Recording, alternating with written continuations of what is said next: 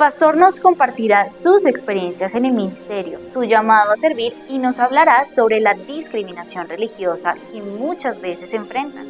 También hablaremos sobre la importancia del artículo 19 que protege la libertad religiosa y cómo la IPU contribuye al entorno social de su comunidad.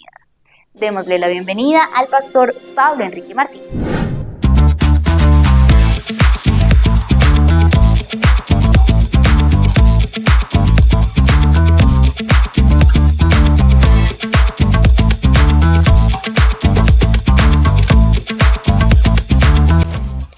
Y seguimos con nuestra sesión de Testigo Directo, donde les contamos las experiencias directas de la comunidad y donde usted puede mantenerse al día de todo lo que ocurre en nuestra realidad social. Hoy hablaremos un poco del origen de la discriminación por creencia religiosa, pero también sobre la importancia del artículo 19, derecho fundamental. Es así que para esta importante labor estaremos entrevistando y aprendiendo con el hermano Pablo Enrique Martín, pastor de la sede de Hogar del Sol de la Iglesia Pentecostal Unidad de Colombia en el municipio de Soacha, Cundinamarca. Adelante. ¿Qué tal? Un saludo muy especial para todos, muy contento de poder compartir este espacio de Testigo Directo en este magazine, con mucho ánimo de poder compartir un poco de lo que ha sido la experiencia y todo lo que es en nuestro testimonio, el desarrollo de la obra aquí también en Hogar del Sol. Muchas gracias, hermano Pablo. Y para empezar, quisiéramos preguntarle cuántos años lleva como pastor y cuántas iglesias ha podido administrar. Bueno, por la gracia de Dios, tengo 12 años de ser pastor. Yo comencé este trabajo tan especial junto a mi padre, quien ha sido mi mentor. Yo comencé siendo asistente de él en la congregación de Bachué, allí estuvimos un poquito tiempo. Luego el Señor nos permitió también acompañarlo en su ministerio, siendo pastor asistente en la congregación de Voz a la Cabaña. De allí entonces se abrió la obra en Voz al Recreo, y de Voz al Recreo entonces ahora estamos trabajando aquí en la congregación de Soacha, Hogar del Sol. Cuéntenos cómo fue el llamado al ministerio. Bueno, yo siempre quise como mi vida académica perfilarla como hacia el ámbito político. Yo soñaba o pensaba, me proyectaba con ser ministro, con desarrollar de pronto una vida pública en la alcaldía, bueno, en fin.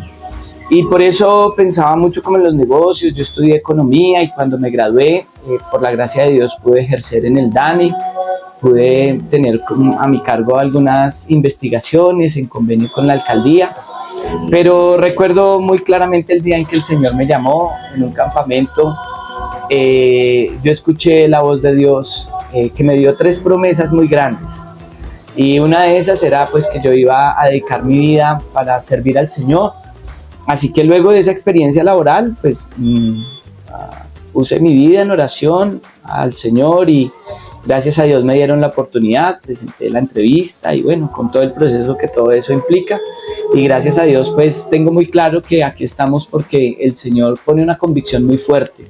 Siendo un joven que de pronto hubiera podido perfilar mi vida hacia sueños personales o hacia metas personales, el Señor tuvo misericordia y después de haber nacido en un hogar cristiano, pertenecer también a una familia ministerial, el Señor me dio de su gracia, me llamó a mí individualmente y aquí estamos por la gracia de Dios. Qué bonita labor. Hermano Pablo, ya entrando un poco en materia, la discriminación que se desata por profesar una creencia diferente a la tradicional, esto se ve que ha sucedido hace bastantes años. Un claro ejemplo ocurre en 1938 con la hermana Abigail Gertrudis. Ella, una de las primeras predicadoras del Evangelio que llega a Colombia. Cuéntenos un poco al respecto. La hermana Abigail es la primera esposa del misionero que el Señor utilizó para traer el mensaje aquí a Colombia, el hermano Werner Larsen. El hermano Larsen es un hombre de Dinamarca que bueno, vivió algunos años en Argentina, donde aprendió a hablar español. Después de muchas vueltas de la vida, resulta viviendo en Canadá y allí en Canadá entrega su vida al Señor. Entonces el Señor lo llama, él decide vivir la vida cristiana Y estando en Canadá, entonces pues hacen una invitación, ¿quién está dispuesto a ir a Colombia? Y pues imagínense una persona de Dinamarca viviendo en Canadá, proyectándose a venir a Colombia, pues son realmente temas como muy particulares que si no fuera porque Dios está allí poniendo su mano, no se dieran las cosas. Y bueno, finalmente después de algunos años, él se conoce con la hermana Abigail. Ella había perdido un hijo ya antes de venir aquí a Colombia, pero antes de venir también ya había tenido un embarazo y venía con un niño pequeño. Y entonces llegan a Colombia y aquí había un tema muy difícil en el país. La iglesia pentecostal ha tenido por política no inmiscuirse en temas de la vida pública nacional con términos políticos. Nunca ha tenido un candidato porque siempre ha sido el objetivo predicar el evangelio independientemente de cualquier credo político. Así que ellos llegaron en un contexto de movimiento político muy fuerte en el país, donde habían claramente dos posturas políticas, y ellos pues interesados no en afectar nada a la política, pero parte de la política, la Iglesia Católica tradicional tenía mucha influencia, ¿no?, en muchas cosas. Entonces la persecución fue muy fuerte. La historia de nuestra iglesia, que ha sido escrita ya en varios tomos y hay documentales y demás, cuentan temas muy, muy bárbaros de cómo fue la persecución a los primeros cristianos. Les quemaban las casas, les quitaban la piel con cuchillos. Recuerdo haber escuchado una historia que a un hombre alguna vez lo amarraron a un caballo y golpeaban al caballo para que arrastrara a esa persona, y ese cristiano falleció cantando una canción al Señor que le quedó en la mente de los que estaban haciendo esa persecución, y después él mismo entendió el evangelio y se entregó al Señor. El evangelio tiene mucho poder. Y bueno, ellos en medio de una persecución muy grande, ella queda en embarazo, y cuando van a ir al centro de atención médico del pueblo, pues por ser evangélica, protestante, no le quisieron pues brindar ayuda, no quisieron ayudarle para poder tener su parto. Eran temas muy difíciles. Y entonces el hermano Larsen se fue para la casa con su esposa, con su niño cerca de 2 años, el mayor, y le dio una enfermedad a la hermana. Hay un tema que se llama preeclampsia y un tema que se llama eclampsia. La eclampsia es luego del parto, y ella sufrió de eclampsia y ella falleció. Entonces alcanzó a nacer la bebé, una niña de este embarazo, pero murió la hermana Abigail. Y la historia cuenta en el documental que una enfermera llegó corriendo y encontró al hermano Larsen con su niño de 2 años, con su bebé recién nacida, en un pasillo sentado, y ella siguió derecho y ya estaba muerta la hermana Abigail. Esa es una de las historias que nos ha marcado a nosotros a lo largo de los años en la iglesia pentecostal, pero que hace parte de lo que ha dejado huella en nosotros como creyentes en Cristo. Qué bonito. Y a raíz de lo que nos cuenta hermano Pablo, ¿qué tal si nos cuenta de la importancia del artículo 19, derecho fundamental desarrollado por el legislador en la Ley Estatutaria 133 de 1994? Amén. Bueno, gloria a Dios por la Constitución que se logró reformar, porque puso en igualdad de condiciones a todas las profesiones religiosas. Todos los credos religiosos en Colombia tienen los mismos derechos, por lo menos en el papel.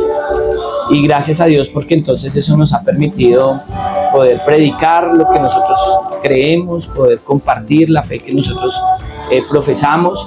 Nos ha dado la libertad de culto, la libertad de conciencia, lo que indica que cada persona puede tomar la decisión de en dónde direccionar su fe, cómo vivir su fe. Adicionalmente, allí también se habla de la libertad de hacer el perifoneo de la fe, de compartir el mensaje a cielo abierto en las plazas públicas. Y aunque tradicionalmente la Iglesia Católica ha tenido pues algunos beneficios, pues nosotros vamos cada vez más tomando como postura con respecto a nuestros derechos. La Iglesia Católica, por ejemplo, no paga impuestos de ninguno de sus templos, de sus parroquias, ni de las casas curales, ni de una cantidad de instituciones que ellos tienen, porque están amparadas por la ley. Entonces la idea es que todos esos beneficios que se han establecido para la Iglesia tradicional también sean dados a las demás credos religiosos. Entonces poco a poco la idea es ir ganando terreno en lo que está escrito con respecto a nuestros derechos. Es muy importante. Hermano Pablo, y ya para terminar, cuéntenos acerca del aporte de la Iglesia Pentecostal Unida de Colombia, de aquí de esta sede Hogar del Sol, a la realidad del entorno. Lo primero que hay que decir es que el mundo es un mundo físico y al mismo tiempo es un mundo espiritual. Entonces yo pienso que el aporte más grande primero va a ser lo espiritual, lo que es capaz de hacer el Señor a través de la predicación del Evangelio. Cuando hay una persona que escucha y cree en el Evangelio, el Señor hace lo que tal vez una institución pudiera tardarse 5, 6, 7 años en buscar que una persona cambie algo de su conducta. Cuando esa persona cree en el Evangelio, Dios es capaz de transformar. Y eso se ve reflejado en muchas áreas. Un hombre que llega borracho a golpear a su esposa, a maltratar a sus hijos, ahora por la fe y la obra de Cristo en su vida es una persona que está ahora llegando con amor, con la provisión para su casa, y eso se ve reflejado en la convivencia, en la paz intrafamiliar. Ya no hay violencia intrafamiliar. Y así entonces replicado hacia la drogadicción, por ejemplo, el hombre que está cautivo por el pecado, por las drogas, conoce al Señor y el Señor lo liberta y deja de delinquir. El aporte social es muy grande, es muy grande. Con respecto a nuestro entorno, nosotros por la gracia de Dios hemos podido comprar este lugar aquí en nuestro sector, y es un lugar que se ha establecido para que el Señor pueda añadir a su iglesia a través de la predicación de la palabra y de muchos testimonios así de alcoholismo, de drogadicción, seguir afectando esto. Y también, por supuesto, nosotros como Iglesia Pentecostal hacemos un trabajo social, ya un poco de puertas para adentro. Nuestros hermanos que viven en este sector también, nuestros hermanos que viven cerca a nuestro templo, reciben ayudas en circunstancias particulares, en medio de alguna escasez de alimentos, en medio de alguna circunstancia de salud. Nos ocupamos mucho de lo que es el bienestar de nuestra gente aquí en la iglesia, que por supuesto pertenecen a este sector. Muchísimas gracias, hermano Pablo, por aceptar la invitación, por propiciar este espacio de mucho aprendizaje, y queremos resaltarle su labor, porque es una labor ardua, ya que no solo está pendiente de su familia, sino que también está pendiente de toda una comunidad, que es la iglesia. Gracias a ustedes por la invitación, a Testigo Directo, por dar la oportunidad, y deseamos pues que todo esto sea de bendición y que alguien a través de todos estos mensajes sepan que hay un Dios que presenta la Biblia y que Él sigue transformando corazones.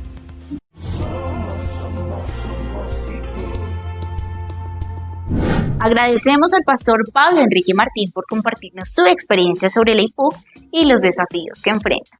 Su testimonio nos recuerda la importancia de la libertad religiosa en nuestra sociedad. Finalmente, llegamos a nuestra reflexión sobre el derecho humano a la libertad religiosa, un tema fundamental para la paz en Colombia. Acompáñenos en este importante análisis. La libertad religiosa como elemento preponderante para la paz de Colombia, toda vez que cada uno de los ciudadanos y ciudadanas tenemos derecho a consagrar nuestras creencias, respetando asimismo las ideologías de nuestros congéneres. Conectados en armonía, comunicación transformadora dentro de los procesos dinámicos para reflejar la diversidad social que existe en nuestro país, desde nuestro rol como comunicadores en formación, comprometidos con la paz integral.